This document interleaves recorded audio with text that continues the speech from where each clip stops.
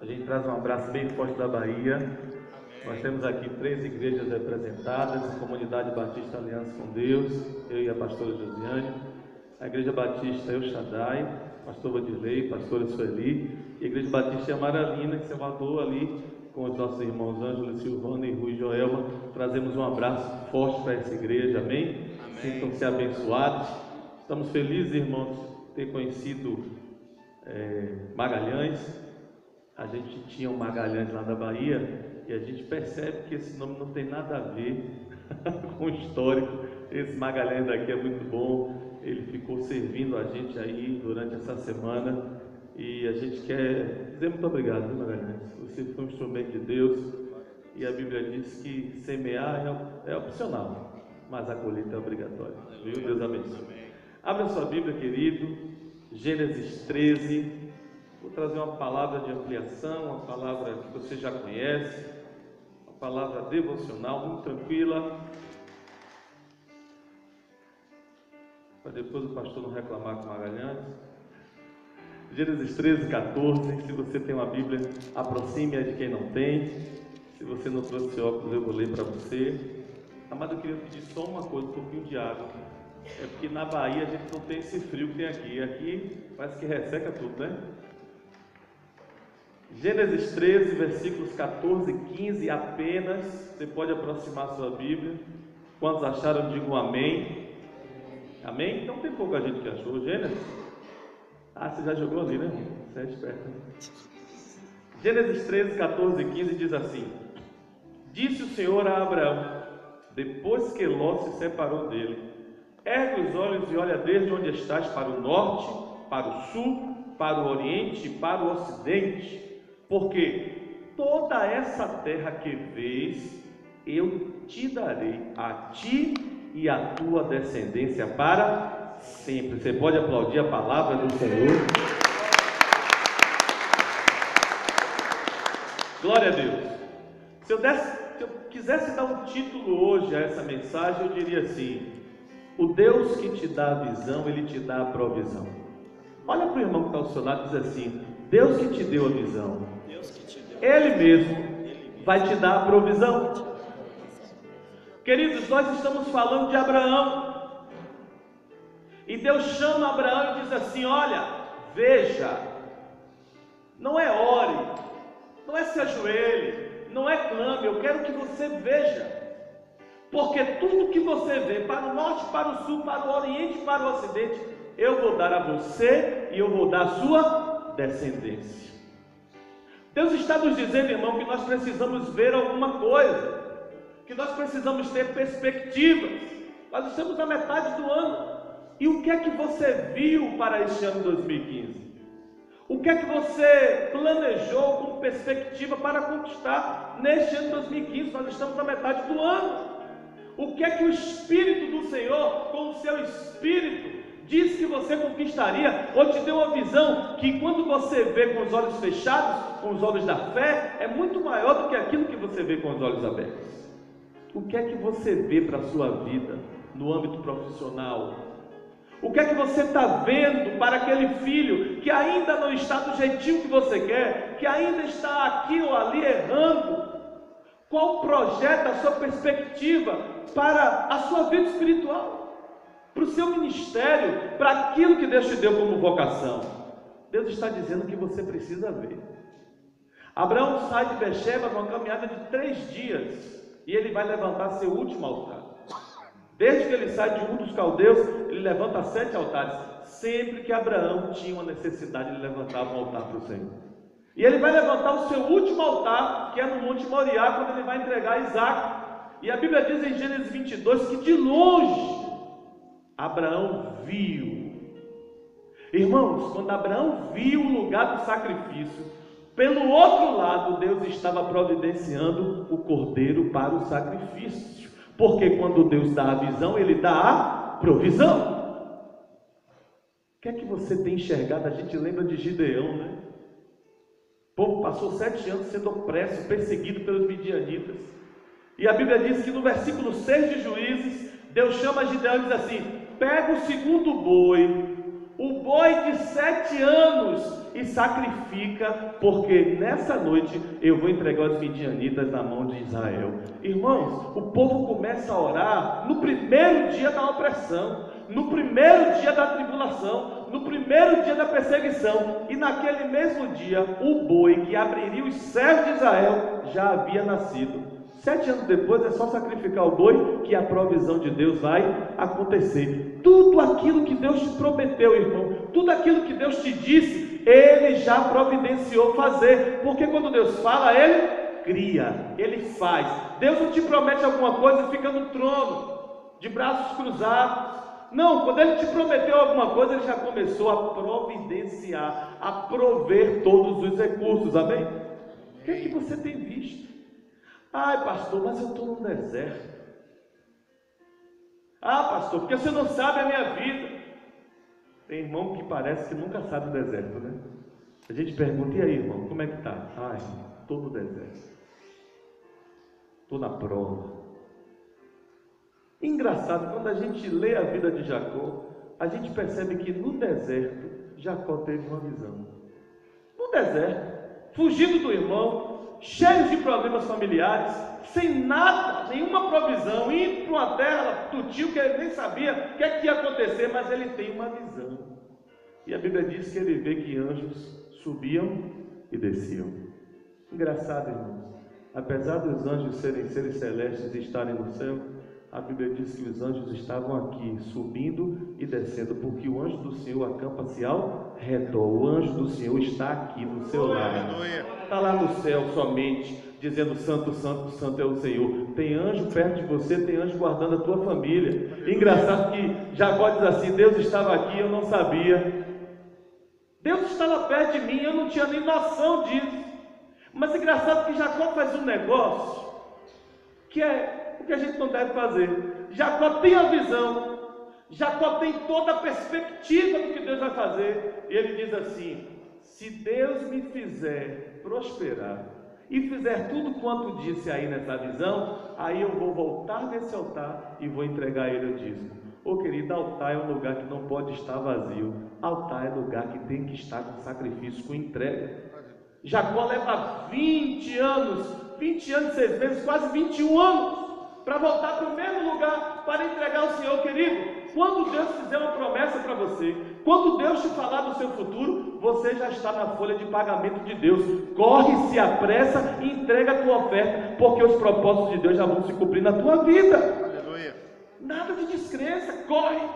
Deus já te falou do teu futuro, corre e faz a sua entrega. Corre e já agradece, porque Deus já preparou tudo. O Deus que te dá a visão é o Deus que te dá a provisão. Irmão, Deus é o patrocinador da visão que Ele deu para você. Quando Moisés passa 40 dias em jejum, e quando a gente fala do jejum de Moisés é complicado, porque são 40 dias sem comer e sem beber. E ele recebe de Deus os 613 preceitos, os mandamentos, tudo, e ele desce. Quando ele desce, ele encontra aqui o povo adorando a um bezerro. E a gente sabe que é um bezerro de ouro, mas na verdade o povo está adorando a um dos 10 principados que havia no Egito, chamado de Boi-Apis. A gente nunca pergunta assim: por que foram 10 pragas? É porque Deus gosta do número 10, é? Por que não foram 12, 7, 3, 50 mil pragas logo para arrebentar com o Egito, né? Por que foram 10 pragas, irmão, do Egito? Porque haviam 10 principados no Egito que Deus precisava envergonhar, que Deus precisava colocar no chão e pisar e dizer: esses deuses aos quais vocês acham que fazem alguma coisa, não faz nada, são deuses que não servem para nada. Por isso que as pragas foram 10. Mas havia um Deus em especial chamado Boi-Apis, que era adorado no Egito, que era o Deus da modernidade. E o povo de Israel adora a modernidade, né? A gente gosta de tecnologia, a gente gosta de WhatsApp, de Facebook, de tudo que é high-tech, a gente gosta disso. E aí Moisés sobe para pegar todos os preceitos. Quando Moisés desce, está lá o povo adorando o Boi-Apis, porque o povo disse assim: nosso líder está meio velho, está meio sem ideias novas. Então, orando, vamos aqui trazer aquele Deus do Egito, que fazia com que o povo fosse tão sábio, que fazia com que o povo fosse tão inteligente. Vamos trazer para a gente, vamos montar aqui um bezerro de ouro na representação do boi Ápis. E Moisés desce, quebra tudo e volta de novo. E quando ele volta, irmão, ele faz um culto pela segunda vez. E a Bíblia diz que todo projeto, toda visão que Moisés recebeu, num só culto, numa só noite, ele recebe tanta oferta que ele tem que mandar parar. Para de oferta que a gente não tem mais onde colocar. Porque o Deus que te dá visão para alguma coisa, ele vai patrocinar a sua visão. Não importa quais circunstâncias, quais dificuldades, quais limitações. Às vezes a gente olha, irmão, e a nossa visão é tão grande. A nossa visão familiar é tão grande e a gente olha para um lado para o outro e a gente não vê alguma coisa acontecendo. Pelo contrário, a esposa continua problemática, o marido continua indelicado, os filhos continuam rebeldes. A gente olha para o ministério, às vezes não vê o crescimento, não vê as pessoas chegando, mas Deus nos deu a visão das ações e você fica, meu Deus. O Deus que te deu essa visão, Ele vai patrocinar a visão na sua vida. Você pode dar um aplauso a Ele, em nome de Jesus? É o Deus do patrocínio.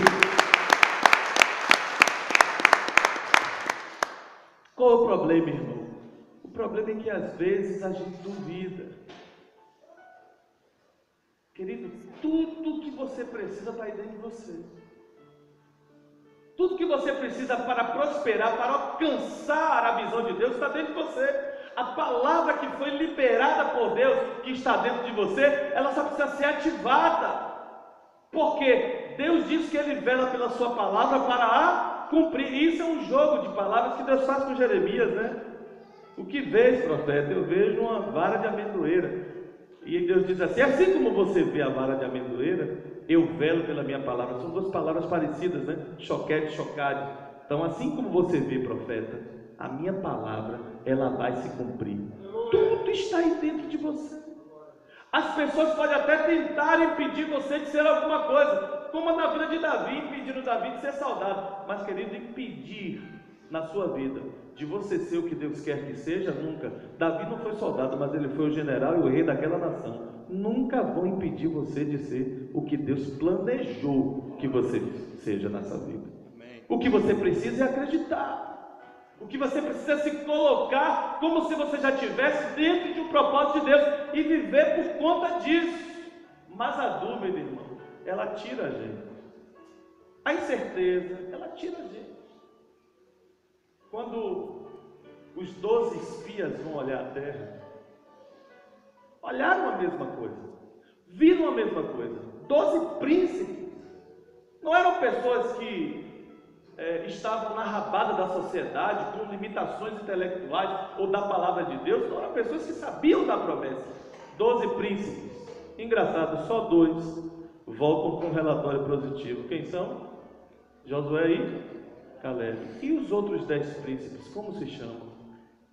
A gente não sabe. Os nomes estão na Bíblia. Mas sabe por que a gente não sabe? Porque não existe história, não existe memória para quem não tem fé, para quem duvida. Não existe, irmão, gravação para aquele que teve a visão de Deus, mas disse, quem sou eu? Não vai dar certo. Nós somos gafanhotos, como a gente vai conquistar tudo isso? Essa era a problemática de Israel no tempo de Elias. Elias chega para o povo e diz, olha, você sabe qual é o nosso problema? É que nós estamos cocheando entre 2 pensamentos. E cochear, irmão, significa mancar, significa andar com dificuldade. Deus deu uma visão para você correr, Deus deu uma visão para você avançar, mas quando você duvida, você manca. Às vezes na igreja é assim, né? Deus dá uma visão ao pastor, um projeto, e tem sempre os engenheiros gospel para dizer, não, vamos recalcular. Não, vamos ver se esse projeto é de Deus mesmo. E aí começa uma contraproposta em cima daquilo de que Deus já havia dito e entregou ao pastor. Aí, querido, se a gente coxia, se a gente fica entre 2 pensamentos, a gente manca. E o contrário disso, irmão, é decidir. Napoleão Bonaparte disse assim, pense o quanto for para decidir, mas quando decidir, haja. e decidir cortar. Às vezes a gente tem hoje crentes que hoje dizem alguma coisa, pensam alguma coisa, fazem de uma forma, e amanhã ele pensa totalmente diferente, ele age totalmente diferente, ele não decide sua vida espiritual. Querido, não tem como a gente viver uma vida sem uma decisão. A gente vai mancar. Eu estou em dúvida se eu toco bateria ou se eu toco guitarra. Querido, fica na dúvida o quanto você quiser. Mas no dia que você decidir pela guitarra, corta a bateria. Não olha mais para a bateria. Não pesquisa mais sobre bateria. No dia que te disserem assim, vem cá, eu me lembro que você tocava bateria, você não me lembra. Porque aquilo eu cortei da minha vida. Tudo que o diabo quer é que você traga memórias passadas, de coisas que você decidiu cortar da tua vida, como pecado, como pessoas, como situações. Tudo que o diabo quer é que você traga tudo isso de novo para o presente e te cause dúvida. Querido, eu cortei. Você está hoje nessa igreja porque você cortou e está em outras. Você está hoje com essa mulher bonita, com esse homem bonito do teu lado, é porque você cortou os outros. Você está hoje numa vida santa porque você cortou uma vida passada de prostituição. Você não quer mais isso. Corte da tua vida. Quando Deus te fez, Deus puxou você da terra. E quando Ele te puxa da terra, o que vem? Pedras preciosas, minérios. Nós temos o poder de multiplicar semente, irmão, como ninguém. Aí você diz assim, tá, pastor, mas a terra também tem lixo. A terra também tem coisa ruim. Que bom que você lembrou disso. Porque, irmão, quando a terra pega uma coisa ruim, ela tem o poder de transformar numa coisa boa. Sabe quando a ostra é ferida? Quando uma areiazinha entra dentro de uma ostra e que aquilo fere, dói, machuca, sabe o que ela faz? Ela transforma toda aquela tribulação numa pérola. Você pode pegar toda essa tribulação, todo esse deserto, todo esse problema pelo qual você está passando e se trancar no quarto, começar a tomar Rivotril ou alguma coisa para alergia, né? Você pode decidir o que você quiser. Agora, o que a terra está dizendo que você tem que fazer, produzir o lixo que você tem num petróleo, numa pedra preciosa. Porque tudo que o diabo pensa é que quanto mais tribulação, quanto mais problema, quanto mais dor, quanto mais dificuldade ele jogar em cima de você, você vai se arrefecer, você vai dar passos para trás, querido. Quanto mais situação ruim vem a gente vence, mais forte fica a palavra da promessa de Deus na nossa vida. Porque a Bíblia diz que essa leve e momentânea tribulação pela qual passamos é para produzir um eterno peso de glória. Você pode dizer, irmão, do teu lado, essa tribulação vai produzir um eterno peso de glória. Se você tiver a fé, a convicção da visão que Deus deu a você, ninguém vai te segurar. Em Israel tem um prédio do Tesouro Nacional, alguns andares para cima e 3 andares muito especiais para baixo, que dizem que até uma bomba atômica não destruiria os andares para baixo. E aí todo mundo tem curiosidade, mas vem cá, o que é que guarda nesses andares para baixo? O primeiro andar guarda shekel, guarda dólar, guarda ouro, guarda prata. Primeiro andar, muito seguro.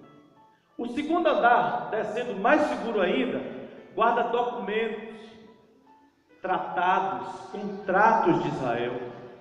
E aí o pessoal, meu Deus, o que seria mais importante então guardar no último andar, que nenhuma bomba atômica destrói? Eles guardam os manuscritos de Isaías. E todo mundo fica, que loucura, ele disse, não é não.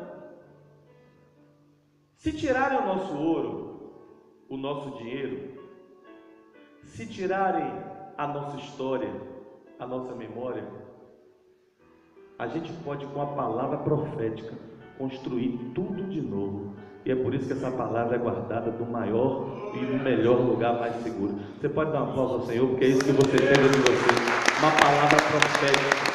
Deus disse que você iria prosperar. Pedro sabia disso. Pedro sabia que o que estava dentro dele era muito forte.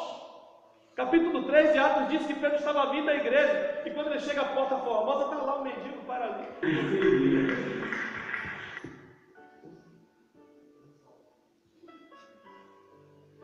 E o paralítico olha para Pedro e diz assim: me dá dinheiro, me dá prata, me dá ouro.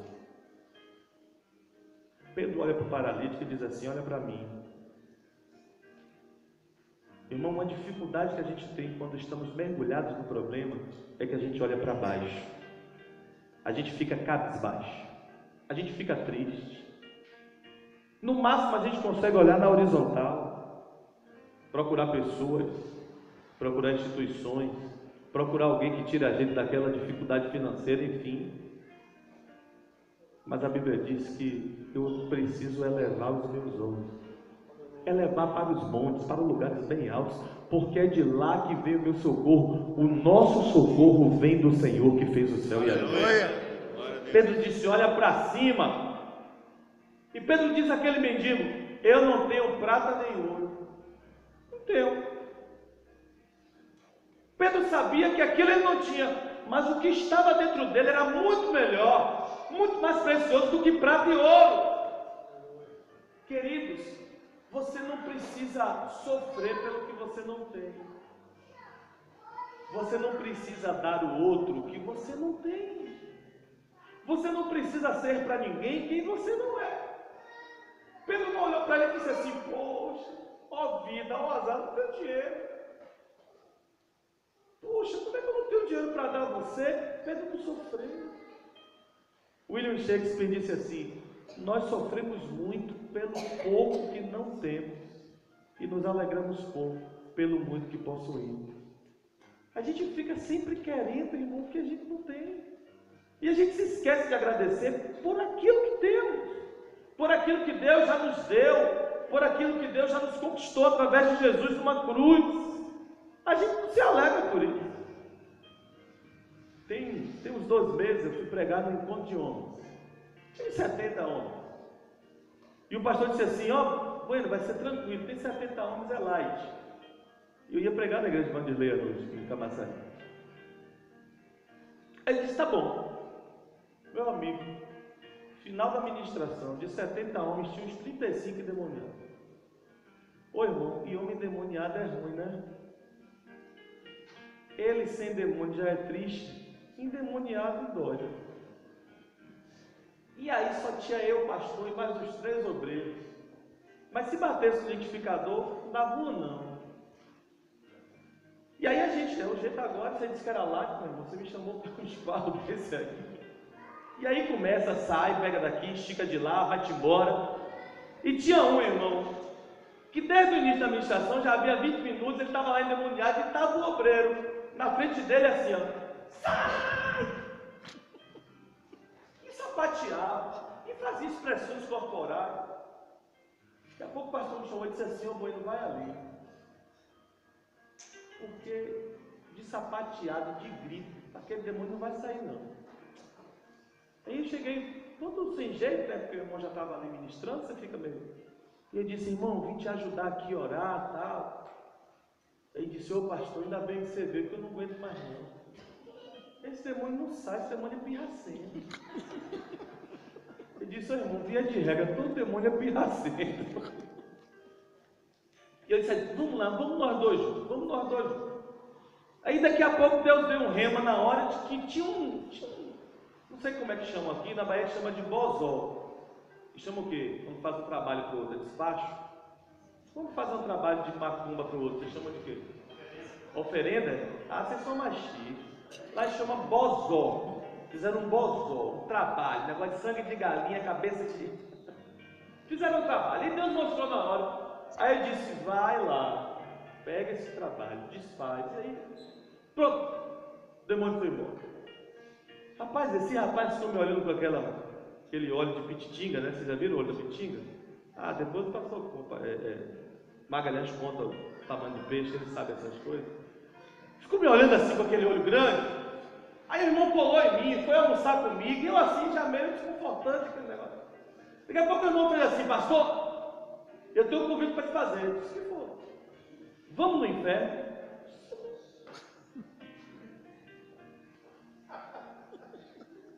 Irmão, na hora a gente tem um surto católico. Eu disse, valeu, minha Nossa Senhora.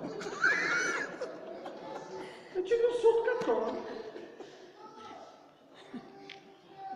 Eu disse, irmão, que negócio é esse? Você está me chamando? Não, pastor, deixa eu te explicar.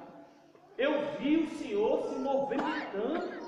Eu vi o Espírito Santo através do Senhor ali. O Senhor tem habilitação para ir no inferno. Ó, Rebeca Brau foi no inferno, o Senhor sabia? Eu disse, mano, eu tenho um cara de Rebeca Brau. Não, pastor, tu tem habilitação para ir no inferno. Eu vi um movimento de libertação na tua vida. Eu disse, querido, minha habilitação é B. Nem para dirigir onde caminhão eu tenho. Não, querido, você está enganado. Eu não sou quem você está pensando que eu sou. E eu não tenho a unção que você está pensando que eu tenho. O que eu tenho eu já dei. Por que você não me chama para ir no céu? Vou dar um passeio nas ruas de ouro. Irmão, você me chamar para ir no inferno. Mas pastor, o demônio ali, o senhor estava com todo o controle. Eu disse, maluco, aquilo era bolambinho. Aquilo era chucaveira, é um espírito de escravo, é um demônio escravo. Irmão, tu acha que você vai encontrar no inferno quem? Eu disse assim, você já leu, não é nem no Evangelho, você já leu os 9 níveis do inferno, a Divina Comédia de Dante Alighieri? Você já leu? Você já leu a descrição que o cara faz dos 9 níveis? O cara não é nem crente. Você já viu o demônio que ele descreve guardando o 9º nível do inferno chamado Malacota? Tu é doido, irmão, o que é que eu quero lá? Vou não, vai tu. Chama a Rebeca Brau para ir com você. Porque eu não sou Rebeca Brau. Ela foi e voltou. Eu posso dar umas ingresilhas aí e ficar por lá. Você entendeu? O medo que... As pessoas, irmão, sempre vão querer, na visão que Deus te deu, que você seja o que você não é, ou que você tem o que você não tem, e você não precisa se envergonhar, você não precisa ficar cabisbaixo, porque você não tem aquilo que as pessoas querem que você tenha, porque Deus te deu algo aí, muito melhor, e está aí dentro de você. Aleluia! Ativa, vira essa chave. Deus! Glória a Jesus! Aleluia! Eu não tenho prata nem ouro não, mas o que eu tenho eu te dou. Levanta e anda. Aleluia. Glória a Deus. Levanta e anda. A vida ainda é para você não. Vou te mostrar o que você precisa fazer. A gente perde, irmão, a noção de quem somos e o que temos quando duvidamos, quando estamos longe, quando não percebemos que a visão foi Deus quem te deu. Não foi homem, não foi um sistema religioso ou filosófico, foi Deus. Ah, pastor, mas é tão difícil permanecer na visão. É por isso, irmão, que alguns chegam e outros não. É por isso que alguns conquistam e outros não. Às vezes recebemos as mesmas informações, famílias que são os mesmos pais, que comem o mesmo feijão, alguns conseguem despontar, alguns conseguem ter um emprego digno e outros ficam sempre ali. O porquê, irmão, disso? Se foi o mesmo feijão, se foi a mesma cinturada, se foram os mesmos pais, é porque, irmão, dependendo de como você pensa, age, se comporta, você vai ter resultado positivo ou resultado negativo. Querido, o moço de Eliseu recebeu o dobro da unção de Elias, pela visão que ele teve, pelo comportamento que ele teve. Mas o moço de Eliseu recebeu o dobro da lepra. É uma questão de decisão,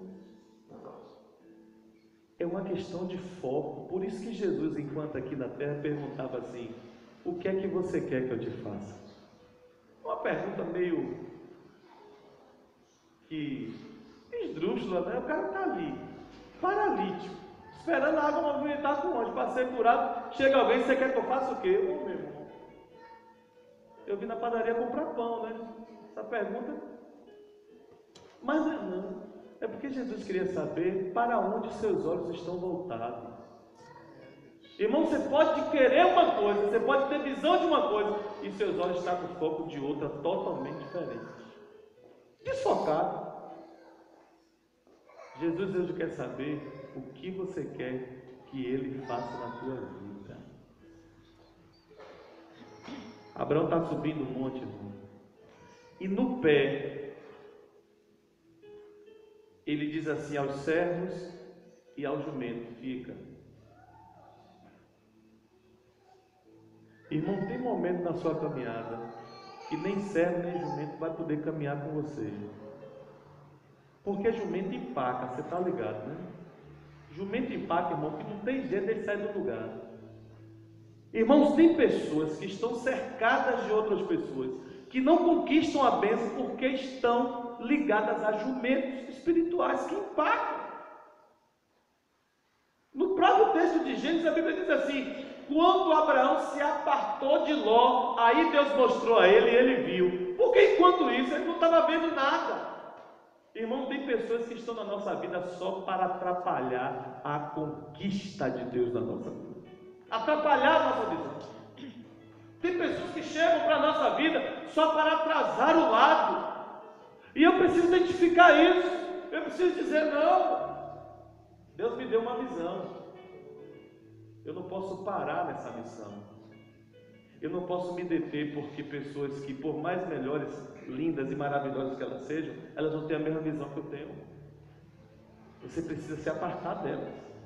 Abraão disse logo: os servos ficam. Não dá para subir essa montanha comigo.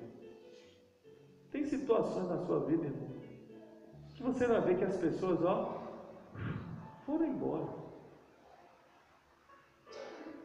Você vai passar por dificuldades, você vai passar por vales, que você vai ver que muita gente que te acompanhava não vai mais te acompanhar.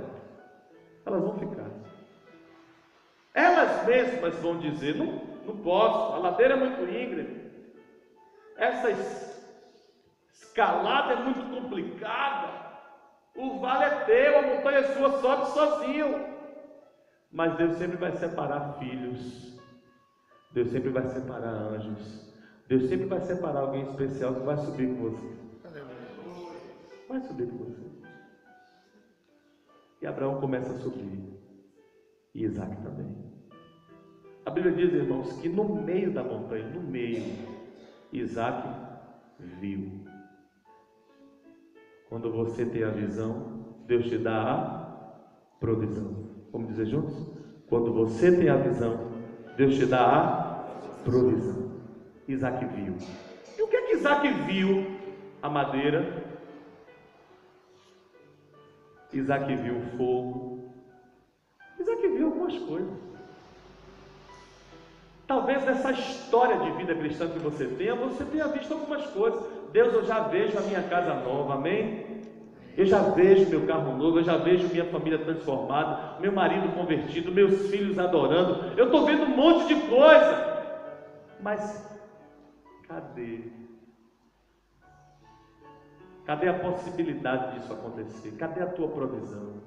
Era o que Isaac estava dizendo: eu estou vendo, pai, mas eu quero te perguntar: cadê a provisão? Porque eu estou vendo, mas a provisão não chegou. Quem é que o Senhor vai colocar para ser sacrificado?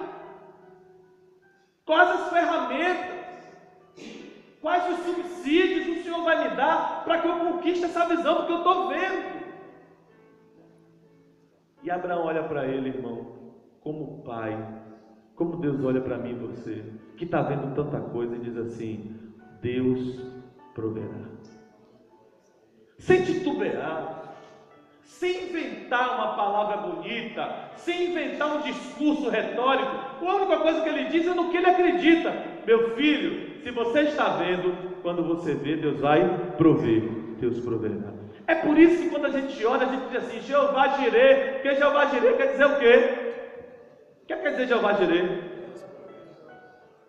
A gente acostumou a dizer que Jeová Jireh é Deus da provisão, mas a tradução de Jeová Jireh é o Deus que vê. Jireh é ver. Mas é porque vê e prover para Deus é a mesma coisa. O Deus da sua provisão é o mesmo Deus que vê. E quando você vê, Deus vai lhe prover. que é que eu tenho enxergado, irmão? Olha que nós estamos numa situação brasileira difícil. Nós estamos passando por um momento no Brasil socioeconômico, espiritual, político difícil. E a gente olha para um lado e para o outro e a gente não vê melhora. Pelo contrário, a gente vê que o projeto Ribanceira ele está cada vez mais progredindo. E a tendência natural nossa é olhar para essa situação e dizer assim, acabou. Aquela visão que Deus me deu foi mentira. Foi um 7-1. Quantas vezes, irmãos, o pastor está aqui, ou alguém está aqui, ele libera uma palavra profética. Deus vai te dar um carro, recebe. E você, no mundo do Espírito, numa fé, você pega a mão, abre, vê uma chave e segura. E o pastor diz, pensa no carro que tu quer. Qual carro que tu quer? Diz aí o nome do carro aqui. Diz aí, irmão, o nome do carro que você quer? Um quê? Santa Fé. Santa Fé é carro de crente. Eita! Eu quero um Land Rover, eu quero uma Santa Fé. E você saiu daquele dia entendendo que Deus te deu aquilo no mundo da fé. Aí você chega lá fora e o diabo é assim, né, irmão? Quando ele não vem, ele manda o secretário, né? E o diabo diz assim, aí tá com a chave do carro aí, né? E você sai para lá, diabo, aqui a minha Land Rover, aqui minha Santa Fé. E ele diz assim, tá bom, eu estou acreditando. Agora me diz aí uma coisa, quanto é que custa uma Santa Fé? Quanto é que está uma Santa Fé? 150 mil? Mais ou menos? 150 mil, uma bagatela de 150 mil. E aí você, diabo, minha Santa Fé está aqui, é 150 mil. Aí o diabo faz assim, você ganha quanto? Aí você começa a refletir, né? Eu ganho 1.000, mas meu carro está aqui. Aí o diabo diz, você ganha 1.000, né? Que legal, você vai ter o carro. Agora vem cá, você ganha 1.000, mas você gasta quanto? De água, de luz, de telefone. Eu gasto 100, diabo. Sobrou 900. Aí o diabo, legal. E a casa que tu paga é quanto? É mais 500. Sobrou 400. Mas o carro está aqui, diabo. O diabo diz, mas e a alimentação você compra aí? Vai mais 250. Não sobraram 150. Sim, mas vem cá, que a gente não vai dar dízimo não, é? Porque o diabo tem esse lance, né? Aí eu vou dar um dízimo pro diabo. Você sabe que eu dou mais 100. Sobrou quanto, irmão? 50. Para uma Land Rover de 150 mil, só falta pagar de 149 mil em tração. Aí o diabo diz, vem cá. De 50 em 50, você vai comprar a sua Santa Fé quanto tempo? É uma conta matemática, irmão. E aí você olha para um lado e para o outro, depois de todo esse discurso filosófico com Satanás, você diz assim, rapaz, aquele pastor vagabundo da Bahia me enganou. Eu saí com a Santa Fé da igreja. Mas que fé? Não tem carro nenhum. Não tenho carro nenhum. Porque com 50 conto eu vou comprar o quê? Eu estava na igreja, irmão, interior da Bahia, semiárido. Pastor pregando, de repente o pastor lançou uma palavra profética do carro, o cara é meu. Ele sentiu no coração que o carro era dele. Abriu a Bíblia na hora, caiu naquele texto. E de comprar sem dinheiro, ó. É de Deus. Aí ele disse, é meu. Terminou o culto, ele me procurou e disse assim, pastor Bueno, aquela palavra foi para mim. Eu disse, amém, irmão. Lembra-te de mim quando entrares no paraíso. Mas pastor, eu ganho um salário mínimo, meu carro que eu quis custa 30 mil, como é que eu vou ter esse carro? Eu disse, irmão, o carro é teu, tu que vai comprar, você está me perguntando como é que vai ser isso? Eu não sei. Irmão, nós não terminamos de falar, chegou um rapaz e disse assim, pastor, o senhor me dá licença? Dou. Deus me incomodou para dar uma oferta a esse irmão de 50 reais. Irmão, eu fiquei numa euforia. Eu disse, vai, dá logo antes que você perca esse ensaio. Aí ele recebeu os 50, mas ele não entendeu, irmão. Ele disse assim, pastor, recebi uma oferta de 50 reais, não entendi Deus. Meu carro custa 30 mil, o que é que eu faço com 50? Querido, tu tinha quanto pro teu carro? Nada. Tu tem quanto agora? 50. Você só pensa pelo lado negativo. Deus começou a providenciar o seu carro. Agora só faltam 49.950 reais. Querido, a gente precisa exercitar a fé do jeitinho que a Bíblia diz. Se você tiver fé do tamanhozinho do grão da mostarda, você vai dizer para o monte: sai daqui, vai para lá, e ele vai. Alguns sinais que acontecem na nossa vida passam batido, imperceptível, de que Deus está dando sementinhas da visão que Ele entende que vai acontecer na tua vida. E você está dizendo: Deus, eu quero, é uma plantação inteira. Querido, começa com a semente, planta essa semente. Aleluia. Porque a fé, como o grão de mostarda, não é simplesmente do tamanho, é como semente, só serve se você plantar. Semente guardada no potinho como ponto de contato não significa nada.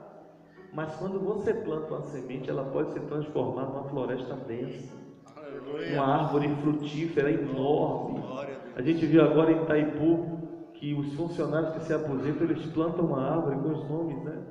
E tem lá árvores grandes que talvez alguns deles nem saibam que está daquele tamanho, fruto de uma sementinha que um dia ele foi lá e depositou na terra, imperceptivelmente, sem muito propósito, sem muito interesse. Querido, o céu tem memória. Tudo que você planta nessa igreja, tudo que você planta no reino, o céu não esquece. Você esquece, mas o céu não. O que Deus disse que vai acontecer na tua vida, vai acontecer. Pastor, eu tenho tanto tempo orando pelo meu marido que não é crente. Continua nessa fé. Se Deus te deu a visão, continua. Pastor, eu tenho tanto tempo orando por uma cura. Continua nessa fé. Se Deus te deu a visão, continua. Pastor, eu sonho com uma família. Eu estou tipo Fábio Júnior, já tentei umas 7 vezes. Continua nessa fé, tu vai conseguir. Pastor, montei uma empresa, montei a segunda, fali, os problemas aconteceram. Se Deus te deu a visão, continua, planta a terceira empresa, vai para frente. Aleluia. Não desista porque algumas coisas não deram errado. Deram errado na tua vida. Porque não aconteceu do jeito que a gente queria. Olha, irmão, e a gente tem um jeito muito diferente às vezes do jeito de Deus. Nós vivemos numa nação e numa sociedade do instantâneo. A gente quer orar de manhã, irmão, e à tarde receber a bênção. Porque quando a gente quer mandar uma mensagem, a gente pega o WhatsApp e manda na hora. Quando a gente quer mandar uma foto, pega o Instagram e manda na hora. Quando você quer um café, você chega lá na maquininha, ele é expresso. Não tem mais negócio de coar, moer. Não! Essa sociedade é do instantâneo, tudo é para ontem. E a gente pensa que Deus funciona assim. Que a gente vai pedir, Ele vai nos dar ontem, porque a gente tem pressa. Deus tem um tempo determinado para tudo. Porque o tempo de Deus não é Cronos, é Kairos. Engraçado quando a gente vê as pessoas dizendo aí: ah, eu botei Deus na parede. Gente, como você conseguiu? Alguém que mede os mares com a concha das mãos? Alguém que chama as estrelas, todas elas pelo nome, e elas se apresentam diante dele? Como você conseguiu colocar um ser desse numa parede? A gente tem essas viagens, irmão. Às vezes a gente ouve essas coisas meio absurdas. Eu estou decretando que Deus, decretando? Como isso? Então agora Deus vai ser o nosso moço de favores, em que eu digo e Ele faz, em que eu peço e Ele precisa executar no meu tempo. Irmão, a Bíblia diz que para Deus um dia é como 1000 anos, e 1000 anos um dia. Como dizer para Deus, em 30 dias você vai fazer alguma coisa? E se Ele multiplicar isso por 1000? Mas pastor, tem muito tempo que eu estou esperando a bênção. Querido, Deus pode pegar 10 anos de algo que não aconteceu na tua vida e nos próximos anos fazer com que um ano vire em 10. Ah, pastor, eu me converti com 50 anos. Se eu me converto cedo, eu fazia muita coisa. Cada ano que passar na tua vida diante do reino de Deus, Ele vai fazer como se fossem 10 anos. Você vai viver uma experiência com Deus tão sobrenatural, que é como se você já tivesse vivido muito tempo com Ele. Esquece essas coisas que são humanas. Deus não tem as limitações humanas que eu e você temos. Ah, pastor, dia 12 está chegando, dia 12 passou aí, dia dos namorados. Quer dizer, eu passei outro dia dos namorados sem ninguém. Você acha isso certo? Eu não acho, não. Eu passei com minha namorada, passei com minha esposa. Mas Deus não te deu a visão que vai te dar um namorado santo, bonito, rico, já com a casa pronta para te pedir com o anel de esmeralda: você quer casar comigo? Não foi Deus que te deu essa visão? Então mantém na tua visão. Esquece o tempo, porque o tempo não é propriedade sua, de Deus. É Ele quem vai fazer. Eu me lembro uma vez, irmão, eu trabalhava, funcionário público, e a gente não tinha dinheiro para comprar carro. E a gente ficava de um lado para o outro, querendo um carro. E um dia, irmão, todo um culto. Esses cultos assim de reteté, vocês chamam como de fogo, né? E aí veio uma irmã rodando. Eu disse: valeu. A irmã chegou perto de mim e falou uma meia dúzia de língua estranha. Disse: meu Deus, não estou entendendo nada. Me acode. Daqui a pouco ela disse assim: Deus disse que é Ele que vai te dar um carro. Aleluia. Oi, irmão. A gente capitalista do jeito que nós ouve um negócio desse. Eu também já comecei a falar em língua, já entrei no clima, né? Aí, irmão, saí daquele culto e disse: agora eu creio que eu vou ter um carro. Irmão, fui para banco, fui para financiadora, fui para tudo quanto é lugar. Meu salário não era compatível, as portas fechadas. Mas Deus tinha dito que quem ia dar o carro era Ele. A gente tem uma mania, irmão, de querer ajudar Deus. Deus disse que ia dar o filho a Abraão. Aí Sara vai dar Agar para Abraão, para ele ter o filho, porque ela não tinha amado Abraão. Essas coisas que a gente fica tentando fazer, Deus. Ó, irmão, Deus não precisa da nossa criatividade. Se Ele disse que vai te dar alguma coisa, Ele tem planos perfeitos. Não te preocupa não, você vai receber. Esperei com paciência no Senhor. Paciência. Ah, mas eu agoniado do jeito que eu sou. Nasci de 6 meses. Que doido. Quero um carro, nada. Passou o Natal, passou o Ano Novo, eu disse: rapaz, nem para comprar um carro eu presto. Que a gente começa a dizer: ó vida, ó azar, né? Peguei Jane e fui para Aracaju, de ônibus, lógico. Maior tristeza. Quando eu chego lá, está acontecendo o pré-Caju, que é um carnaval de Aracaju. É antes do carnaval da Bahia. Ô, irmão, eu disse: nem para as férias eu presto. Ó, vim para o carnaval de Aracaju. Ô. Tá bom. No domingo eu vou para a igreja. E assim, crente no domingo, crente é todo de férias, a gente está estranho, no domingo crente é igreja, né? Crente é outro, né? Fui para a igreja.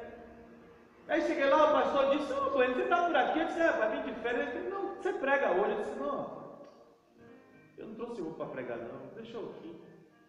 Eu estou aqui chateado, porque eu pedi um negócio a Deus. Deus não me deu. Aí ele disse: então fica. Tem um pastor aí de Brasília pregando. Ele disse: então. Aí conversamos, o pastor chegou. Aí chegou a hora da oferta. O pastor de Brasília me chamou, ele estava sentado em cima do banco, chamou a mim e disse assim: Bueno, rapaz, tem um negócio aqui que eu quero te dizer. Eu disse: escondido. Ele disse: rapaz, Deus mandou dar meu carro a você.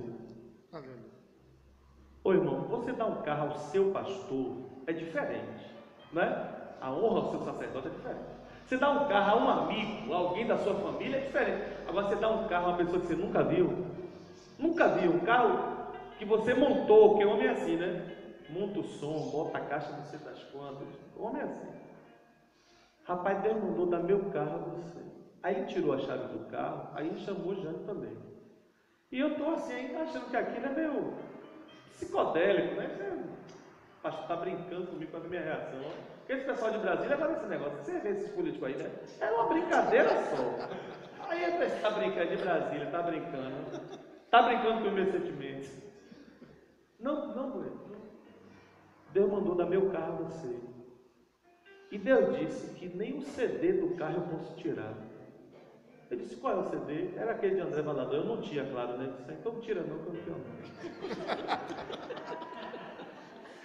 Mas eu estava sem acreditar. Ele pegou a chave, aquela chave é bonita. Para quem nunca teve um carro, irmão, qualquer chave de carro é bonita. Irmão, quando ele botou o carro na minha chave do carro na minha mão, sabe aquela lembrança de tudo que Deus tinha prometido, de todas as ofertas que eu tinha dado, aquela mulher, aquela velha rodopiando, dizendo, Deus vai te dar um carro, meu irmão, foi um flash na minha cabeça. Não teve outro jeito a não ser eu cair duro no altar e começar a falar em língua, né? Não tem outro jeito, um carro, mano.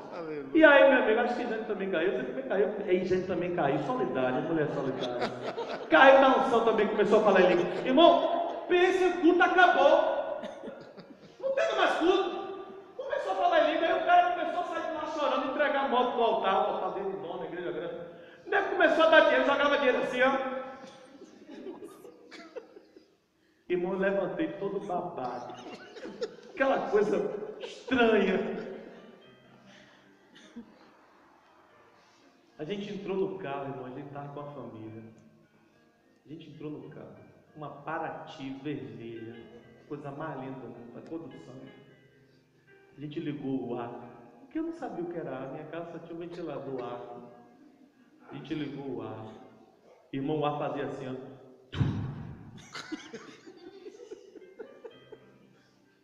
Gente, sabe aquela sensação? Sabe Deus dentro do carro dizendo assim, lembra da visão que eu te dei? Aleluia. Que eu ia te dar um carro. Olha para isso.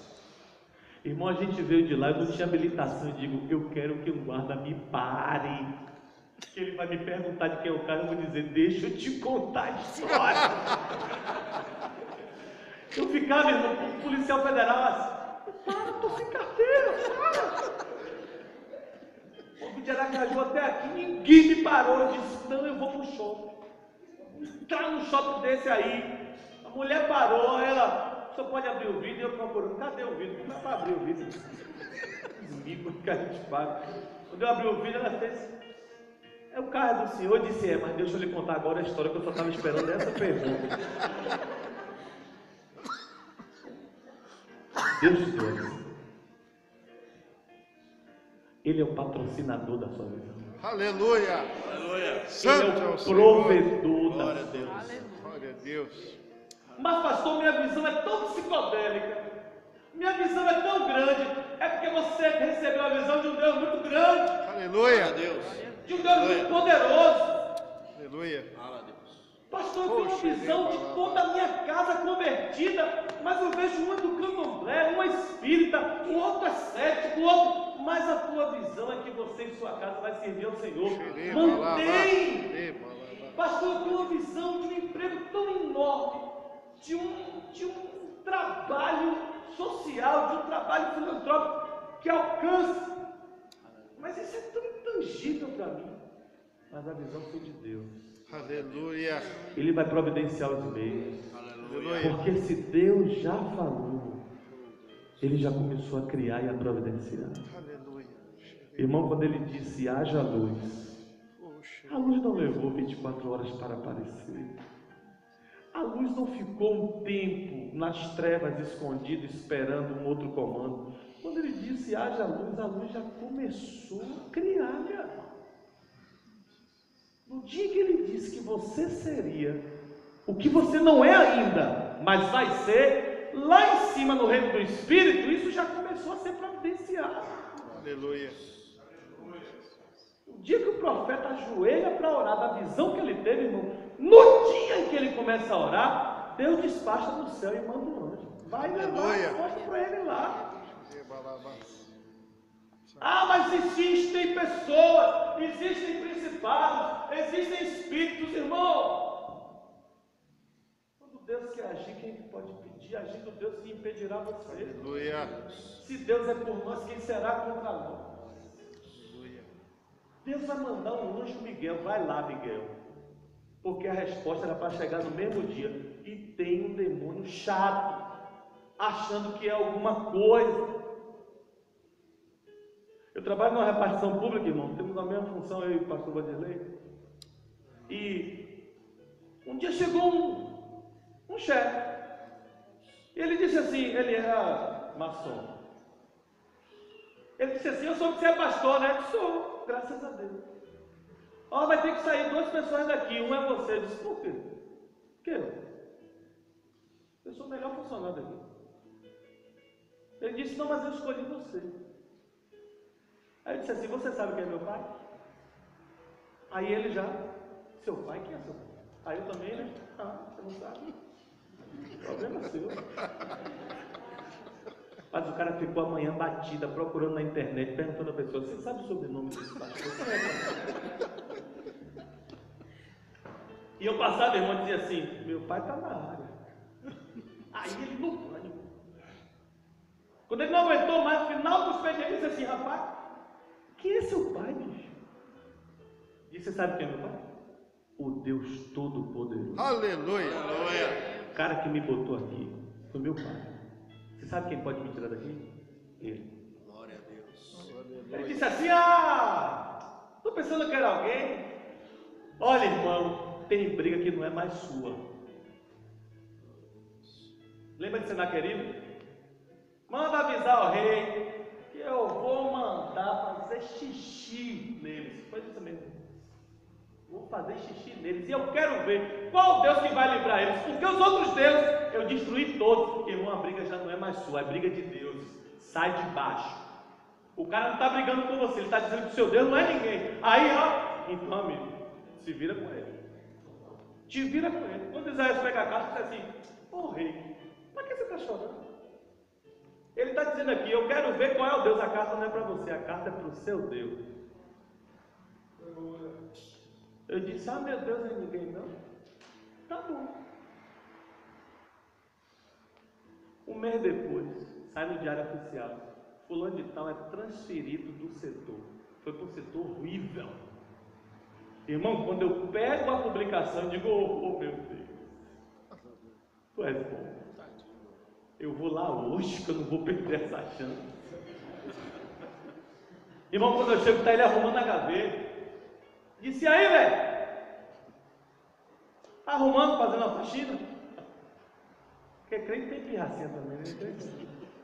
Não está em tom tratado, tá um negócio sério. E nesse dia eu estava de calça jeans. E aí, velho, tá arrumando, né? Rapaz, ele olhou para mim: se ele pudesse matar, me matava. Ele fez: tô indo embora. Ele disse: eu não falei com você que o meu Deus me colocou aqui e ele podia me tirar? Só ele? Você disse que meu Deus não era ninguém. Agora meu Deus manteve a mim aqui e tirou você daí. Glória a Deus. Não para na visão que Deus te deu. Irmão, Isaac, no meio da montanha, começou a ver. Se ele não terminar de subir, ele não vai ter a provisão. Não vai, porque a provisão está lá em cima. Nosso problema é que ele está parando no meio da montanha para ficar discutindo, para ficar fazendo reflexões filosóficas, para ficar perdendo tempo com pessoas, irmão, que não tem a visão que você tem. Ele tem uma visagem, ele tem uma miragem, mas ele não tem a visão. E essas pessoas estão ali para nos atrapalhar, para nos atropelar, para nos impedir. E Deus está dizendo: avança. Sabe, Deus disse ao povo: marcha. E Moisés está ouvindo o povo. Tem um mar, tem uma dificuldade. E Deus está dizendo: Moisés, para de ficar ouvindo o povo, porque eu disse para marchar. Marcha. Aleluia. Marcha, porque o resto quem faz sou eu. Não para no meio da montanha não, irmão. Sobe. Sobe até o final, porque lá em cima a provisão, enquanto você sobe, está sendo levada nas mãos de Deus assim, ó. E quando você chegar lá em cima, concomitantemente, o cabrito, a ovelha do sacrifício vai estar ali pertinho. E você vai dizer: agora. Ninguém sabe que a provisão está lá, não. As pessoas que te atrapalham não sabem disso, não. Mas você sabe, você tem que ter fé nisso. Avança. Porque Deus quer te dar, irmão, algo tão escandaloso, tão sobrenatural, que as pessoas que estão perto de você vão dizer assim: olha, eu não acredito muito nisso não, mas somente uma pessoa pode ter feito isso na tua vida, e essa pessoa foi Deus. Deus vai te dar aquilo que te prometeu. Amém? Fique de pé que eu quero orar por você.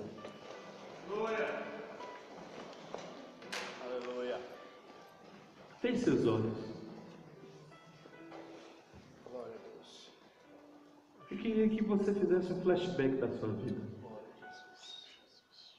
O que Deus te prometeu? O que Deus disse que ia acontecer na tua vida? Quais foram as coisas que você tem ansiado, esperado, orado, derramado lágrimas, mas que isso ainda não veio, e você tem dito: Deus me honra. Talvez até alguns tenham tirado sal com a tua cara, tenham menosprezado. Talvez até pessoas que você ama tenham dito assim: cadê o seu Deus? Cadê esse Deus do ouro e da prata? Cadê esse Deus poderoso? O que é que Deus disse que ia acontecer com a sua família, meu irmão? Com seus filhos? Seus filhos são como flechas polidas na mão do valente. E hoje você chora talvez por algumas coisas que você vê seu filho fazendo e diz: Deus, o que é que deu errado? E Deus está dizendo: se mantém, toma uma postura. Pastor, eu sou aqui fiel, tenho servido, e eu tenho uma doença, eu tenho uma enfermidade. O Senhor disse que o Senhor é o Deus da cura, e o Senhor cura tanta gente. Pastor, eu tenho sonhado com a minha família convertida, com pessoas que eu amo na casa de Deus, e cada vez mais elas estão distantes. Deus te deu uma visão do ministério, e você pegou essa visão e embrulhou, colocou no bolso. E Deus está dizendo: tira da gaveta esse sonho, tira da gaveta o que eu te dei, porque eu te dei e eu vou fazer cumprir. Bote a mão no seu coração hoje nessa noite. Nós estamos na metade do ano, falta uma outra metade. Se você continuar olhando para trás, você não vai enxergar o que está à frente. Se você continuar murmurando, você não vai ter o relatório positivo da terra que Deus entregou a você.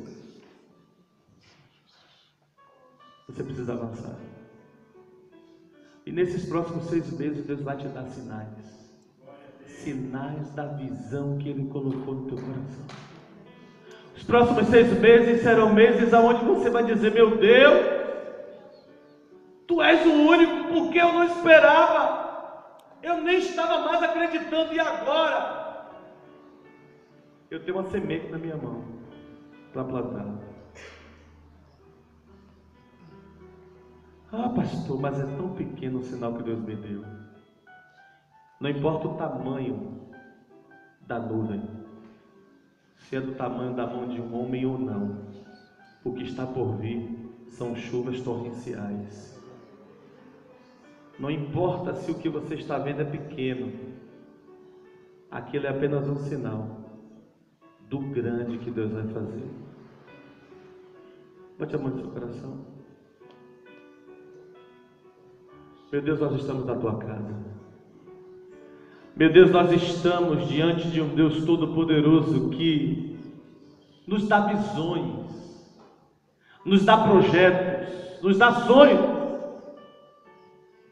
Mas como o diabo fica irritado, como Satanás e as suas hostes não querem ver nós que somos a Tua imagem e semelhança prosperar nessa terra, temos uma família feliz, temos situações que glorifiquem o nome do Senhor.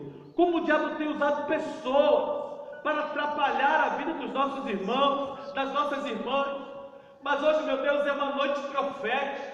Hoje é uma noite onde a Tua palavra diz que aquilo que nós vemos, que aquilo que nós enxergarmos, o Senhor nos dará como herança a nós e a nossa descendência. Que aquilo que nós enxergarmos pelo Espírito, o Senhor vai providenciar. Oh, meu Deus, nos ajuda às vezes na nossa pequena fé, na nossa desconfiança. Nos perdoa porque em determinadas situações nós damos mais vazão àquilo que estamos vendo de ruim, aquilo que está acontecendo de negativo. Nos perdoa pela murmuração que às vezes é tão grande, meu Deus. Hoje queremos sair daqui com a cabeça erguida. Meu Deus, hoje queremos sair daqui, sacudir a poeira do pé. Meu Deus, levantar do meio da montanha e dizer: Deus, eu estou vendo a madeira, eu estou vendo o fogo, e eu sei que o Senhor vai prover. E continuar a caminhada. Retira de nós, meu Deus, todo o ceticismo, toda a falta de fé, todo o ostracismo, meu Deus. Nos faz diligentes. Quebra, Senhor, todo espírito de incredulidade da nossa vida. Tira, Senhor, de nós essa limitação humana, porque o sonho é tão grande, a visão que tivemos é tão grande, que achamos que não podemos conquistar. Tira de nós essa limitação humana, porque quem vai providenciar é o Senhor, que não tem limitação, que não tem dificuldade, que não sabe o que é problema. Tu és o Deus dos deuses, o Senhor do Senhor.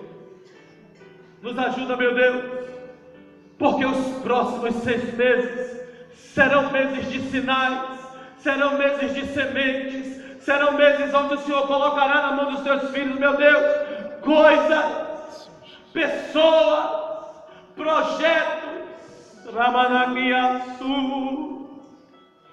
Isso vai desatar, isso vai virar uma chave dentro de nós, isso vai ativar uma fé. E aquilo que é sobrenatural, aquilo que não depende da ação humana, aquilo que não depende da força humana, vai acontecer na nossa vida, vai acontecer na vida da nossa família. Amém, aleluia. Eu quero abençoar nessa noite cada um com toda a sorte de bênçãos espirituais nas regiões celestes. Meu Deus, a tua bênção que não acrescenta dores. Quanto sofrimento, meu Deus. Quantas lágrimas, quanto choro. Tua palavra diz que o Senhor do céu vê tudo. Quanta gente que ainda não conseguiu aquilo que tanto sonha. Isso tem sido uma tribulação, isso tem sido uma angústia, isso tem sido às vezes noites de sono perdida.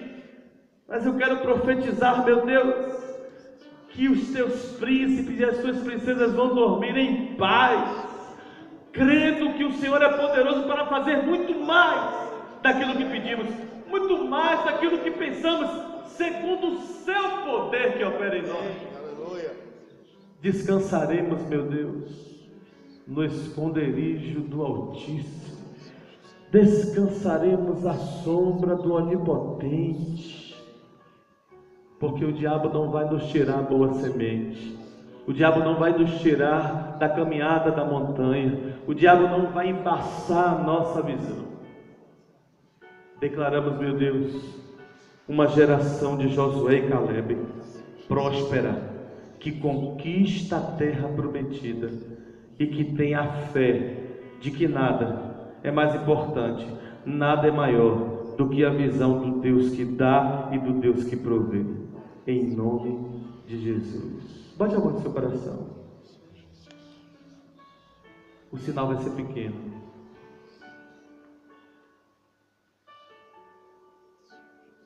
mas a chuva vai ser torrencial. Eu queria que você declarasse isso para Deus, dissesse isso para Deus hoje. Tem uma música que fala assim, né? Eu vejo uma pequena nuvem do tamanho da mão de um homem, mas este é o sinal que a tua chuva vai descer. Eu vejo uma pequena nuvem do tamanho da mão de um homem, mas este é o sinal que a tua chuva vai descer. Faz chover, faz chover, abre as comportas dos céus e faz chover, faz chover. Diga para Deus isso. Abre as comportas dos céus. Diga o que você está vendo hoje. Eu vejo uma pequena nuvem do tamanho da mão de um homem, mas este é o sinal que a tua chuva vai descer. Eu vejo uma pequena nuvem do tamanho da mão de um homem, mas este é o sinal que a tua chuva vai descer. Faz chover, faz chover, abre as comportas dos céus e faz chover, faz chover, abre as comportas dos céus. Se pedirmos, Jesus virá, como chuva descerá. Se pedirmos, Jesus virá. Então clame, então grite, então chame por Ele. Faz chover, faz chover, abre as comportas dos céus e faz chover, faz chover, abre as comportas dos céus.